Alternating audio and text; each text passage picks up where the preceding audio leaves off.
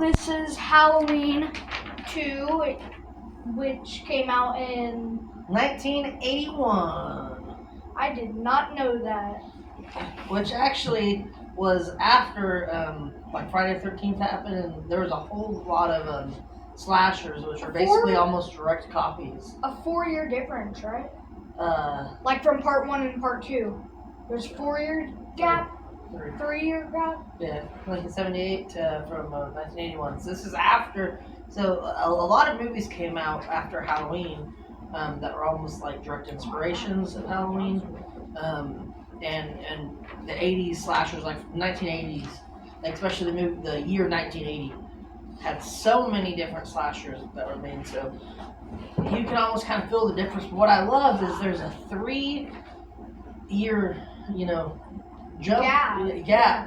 But the movie literally feels like it takes place right where the original leaves off. A lot of times I usually watch them side by side because they feel like just one big long movie. But anyways, you want to reveal our answers? I do.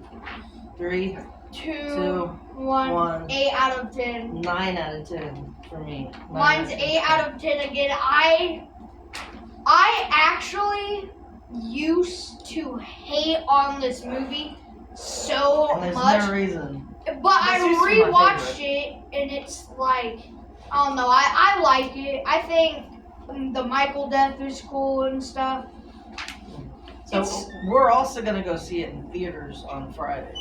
So I think that'll be really cool. And I think that will probably also maybe even add to a little bit of our enjoyment of it. Do you mind if I say why I put it 9 out of 10 instead of 10 out of 10 real fast? Well, yeah, it does. Okay. So the reason why I put it as actually a 9 out of 10 instead of 10 out of 10, even though I would probably before consider it a 10 out of 10 just because I truly love the movie. I still really love the movie. But what I love about it is how it takes place just right after, which is what I've said before. It literally just feels like it could just be the same movie, all tied in together. I love the opening whenever Loomis says, "You don't know what death is," and then it cuts to him just going around town kind of killing people. The only thing that I can say negatively about the film is I think it's in the hospital a little bit too long. Yeah. So one of my biggest, I feel like the biggest category of hit or miss horror movies is if they take place in mostly one place where the whole movie. Sometimes if done right, it can be good. Yeah, that's like a complete hit or miss. Like there's this one zombie movie that does that. I don't remember which one. It's just like in a fire station or something. I don't really like it. You're talking about Wreck, I think. Yeah. But so the thing is I almost feel like it, like having Laurie almost completely incapacitated. It's good. But the thing is I think they focus a little bit too much on her relationship with the boy from the hospital, and even though they have a pretty good amount of Michael, I feel like they could have used a little bit more.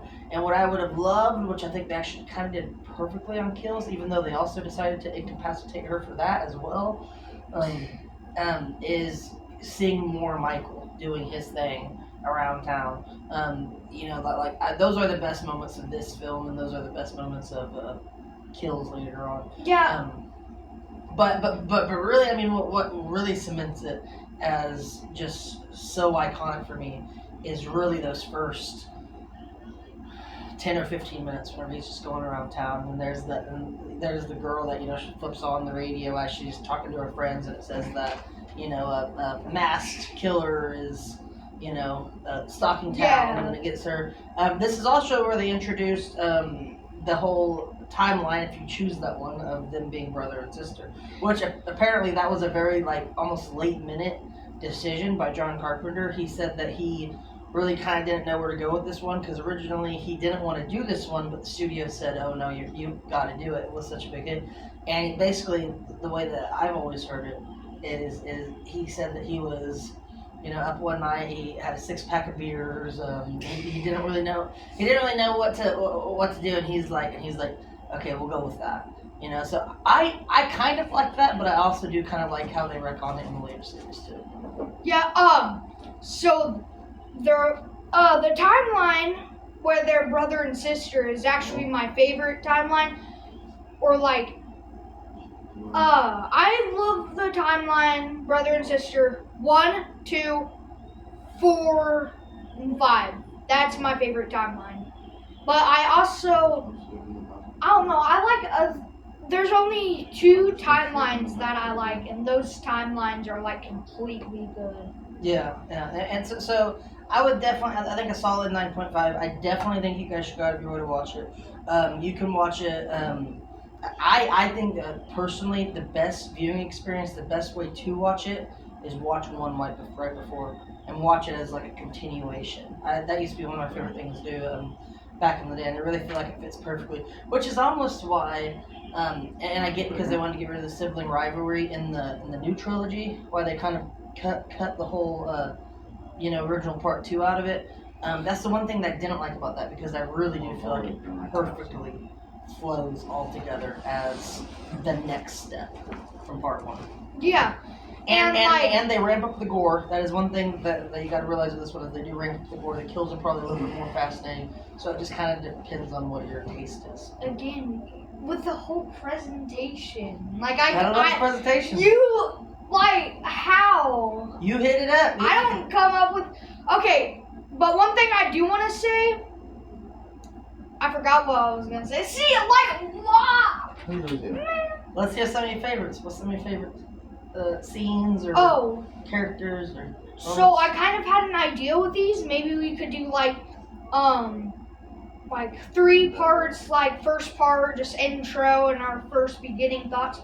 Second part, like our favorite parts or scenes of the movie, and then third part, the overall flaws. Yeah. That the movie has. So like, I guess let's do like step 2 to where it's our favorite scenes and stuff. So I'll start. One of the things that I think's cool is how Michael stabs that girl, and he's not even putting like any strength into it. He's just lifting her up. Lifts her right up. I also like the surgeon needle or whatever, right in the lady.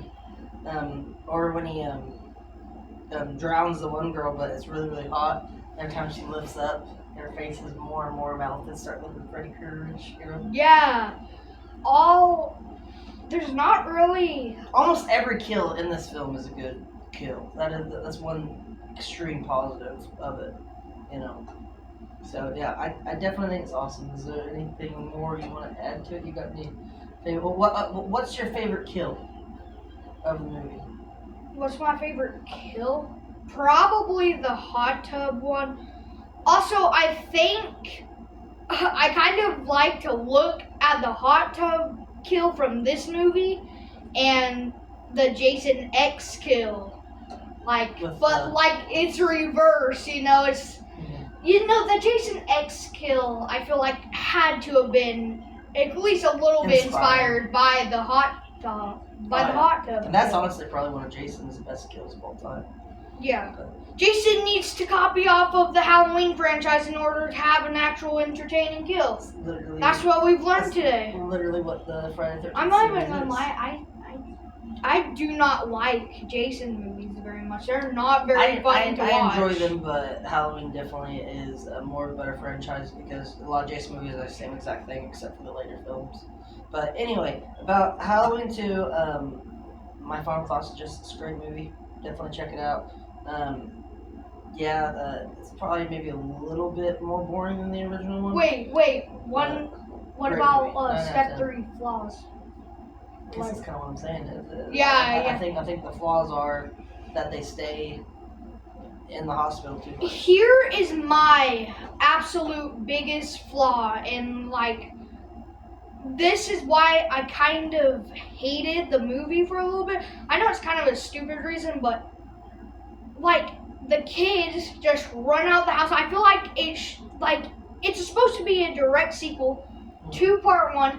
They should have had at least a quarter of the movie focused on where the kids went. Where Tommy Doyle Kid said bye. Kid said Michael's here. I'm gone. I'm out. I'm moving to Florida. I'm done. Wait, where does Halloween movies take place? Haddonfield, probably I think Illinois. I'm not completely sure on that, but I think it's Haddonfield, Illinois. But you can actually go to the filming locations. I don't know if they're actually filming there, but you can actually go to those spots and see the house and all that stuff. I love. One thing that I actually didn't mention in the original thing, which I actually thought was really fun, is when they filmed the original movie, it wasn't actually like fall. So and you can see that with the trees because the trees aren't like turning colors and stuff. Yeah. But what they did is they actually like the production assistants and all that, they gathered up leaves and just like strung them on the ground.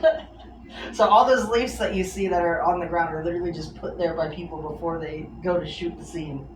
Dang. Which I always thought that was interesting. So it's like that was somebody's job, was you go and collect these leaves, you put them down, and we film right here, then you go pick them up and bring them back to the next scene. I honestly, somebody show this video to, I don't know, the next Halloween writer. I have a message. Put me in the movie. Let's do it.